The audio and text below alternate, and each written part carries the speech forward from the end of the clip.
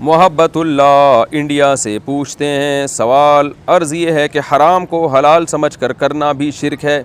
تو آج کل بہت سے ایسے غلط کام ہو رہے ہیں جسے برا نہ سمجھ کر کھلے عام کیا جاتا ہے، جبکہ کبھی کبھی تو فخر سے کیا جاتا ہے۔ مثلا غیبت کرنے کو برا ہی نہیں سمجھا جاتا، لڑکے لڑکیاں آپس میں ریلیشن شپ کو برا نہیں سمجھتے، اور بھی ایسی بہت سی برائیاں ہیں جسے غلط نہیں سمجھا جاتا، تو کیا یہ بھی شرک میں داخل ہوگا؟ اور ایک شخص بالکل اپنی آخرت سے غافل ہو کر گناہ کرتا ہے تو کیا یہ مانا جائے گا کہ اسے آخرت کا یقین نہیں ہے اور وہ مشرک ہے؟ نہیں جی، ان باتوں سے انسان کافر نہیں ہوتا، کبیرہ گناہ کا مرتکب ہو جاتا ہے۔ کل امتی معافن الا المجاہرین، جہار سے، مجاہدین نہیں، مجاہرین۔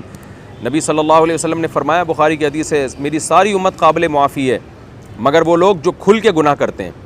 تو یہ گرل فرینڈ بوائے فرینڈ کا ریلیشن، اس طرح کی چیزوں کو پروموٹ کرنا اور کھل کے بتانا کہ یہ ہماری گرل فرینڈ ہے، تو یہ چیزیں انسان کو کفر کے قریب لے جاتی ہیں۔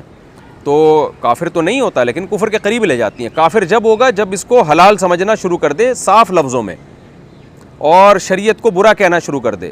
مثال کے طور پر کوئی گرل فرینڈ کو لے کے گھوم رہا ہے، آپ نے اس سے کہا بھائی شریعت کی روشنی میں حرام ہے، یہ اسلام میں حرام ہے، وہ جواب میں کہا میں نہیں مانتا اسلام کو، تو اس جملے سے وہ کافر ہو جائے گا۔ یا وہ جواب میں کہا اسلام نے ایسے ہی معاذ اللہ غلط احکام دے دیے ہیں،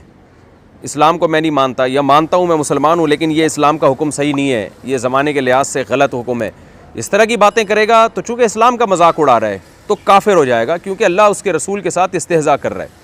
لیکن اگر یہ بات نہیں کرتا بلکہ وہ غلط، اس میں ایک گرل فرینڈ سے اس نے دوستی لگائی ہوئی ہے اور جب اس کو نصیحت کی جاتی ہے تو منہ موڑ کے چلا جاتا ہے، تو ایسے موقع پہ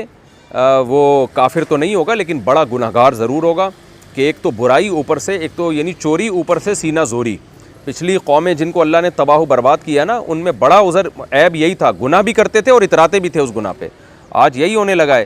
کہ گناہ بھی کرتے ہیں اور اتراتے ہیں۔ نبی نے فرمایا کوئی شخص گناہ کرتا ہے، اللہ نے اس پہ پردہ ڈالا ہوا ہے، وہ خود بھی پردہ ڈالتا ہے، اور ایک وہ شخص ہے جس نے گناہ کیا اور لوگوں کے سامنے آ کے اس کو بتاتا ہے، تو نبی نے فرمایا ایسا شخص قابل معافی نہیں ہے، جہنم میں اس کو اس کی سزا ملے گی